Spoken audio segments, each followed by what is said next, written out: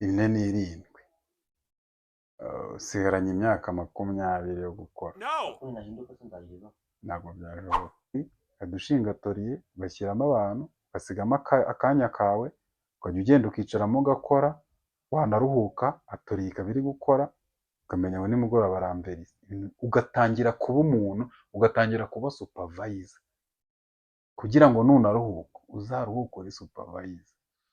Bitari ibyo baza kuba ugikora kuri 65, ubwo urumva umuntu aba yagiye 70 utangiye gukora nk'aba basaza niba uzaba ukiriho. 20 ni ku muntu wagiye kuri gahunda kandi agahita ava ku mayoga agatangira akarya idodo agabanya ibintu by'ibivuta kugira ngo wongere imbaraga umubiri, none wongere no gusaza vuba, ugabanye no gusaza vuba.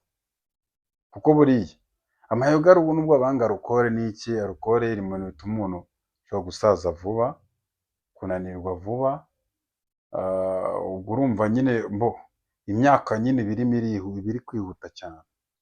Ubwo bivuze ngo imyaka ubundi reka tubare ni nkaho ubundi ari 15. Veni ni ku muntu wiyitayeho, 25 ku muntu wiyitaye akarya neza agatangira kwifata neza.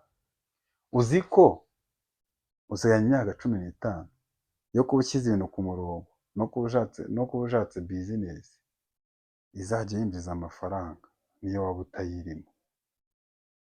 Nko kuba washaka uburyo ki uhagarika uburyo wakonsumaga amafaranga, ugahagarika uburyo wangizagamo amafaranga, ugatangira kugura amamashini gake gake uri poze, ugenda wizigama gake gake, warangiza ejo bundi adushinga toriye ugashyiramo abantu ugasigamo akanya kawe ukajya ugenda ukicaramo ugakora, wanaruhuka atoriye ikaba iri gukora ukamenya ngo nimugoroba aramberiza, ugatangira kuba umuntu, ugatangira kuba supervisor